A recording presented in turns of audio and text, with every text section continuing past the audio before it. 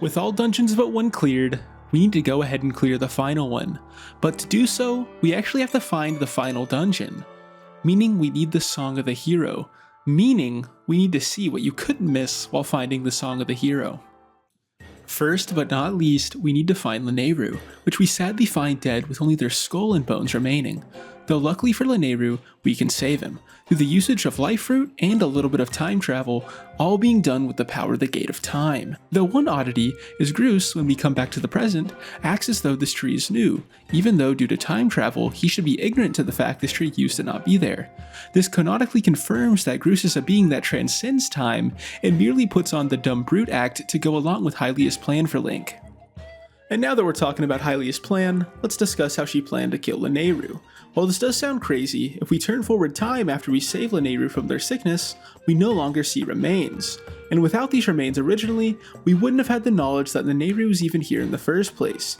Meaning Hylia, to aid Link, actually poisoned Lanayru, killing him, just so Link could have a hint helping him fulfill his destiny.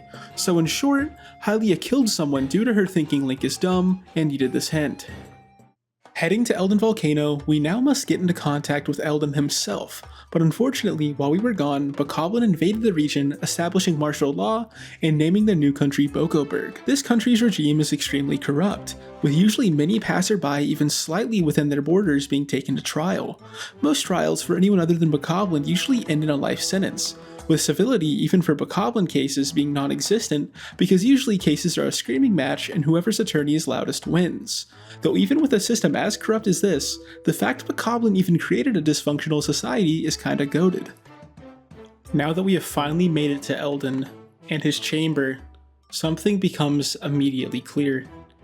No offense to Eldin or anything, but this room is a little musky. Judging by the way the atmosphere around this place looks, there's a lot of perspiration, some may say, in this room. And while I don't want to immediately assume it's Eldin, because he is a fire dragon or lava dragon, so I don't want to, put that onto him, because bro probably has a lot of temperature reducing techniques, but just by the aura this room gives off, I kind of think bro chose a room that's a little too hot for him, and he might be, sweating a little bit, and some of that perspiration's kind of in the air right now. Like, you saw him come out of the water right there. There's a lot of smoke coming off of him, which I would assume to be perspiration, and I don't know. Just, I'll let you all be the judge. Do you think Eldin a little bit sweaty in here, or is that just me? After Groose defeats the imprisoned, we get flung into Faron Woods. Here we learn that Farron flooded the woods in an attempt to flush out all the monsters, but even though it was a hassle to get here, Farron also desires to test Link's worthiness of being the hero by forcing him to collect Tad Tones. These little guys usually travel in schools and require group collection in quick succession, otherwise you need to start over. This little trait of them being able to rejoin their group quickly makes the biology of Tad Tones confusing, but actually has a realistic explanation on how this works. Clearly, Tad Tones are a mix between tadpoles, bullet shrimp, and birds. Tadpole genes define their shape, bullet shrimp genes explain their burst of speed returning to their group, and finally, the bird genes define their internal compass towards their school of Tad Tones. After coming back to Farron after receiving all the Tad Tones, she will give us the last part of the song we need before we return to Levias. But one thing that perturbs me about this interaction is Farron decides to reverse her decision on flooding the woods.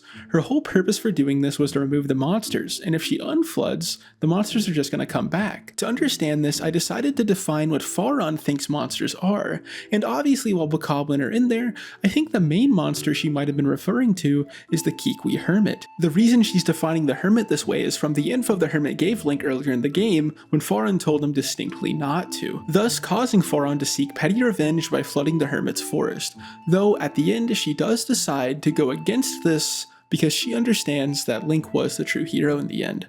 And that is the end of this video. If you enjoyed, you know what to do.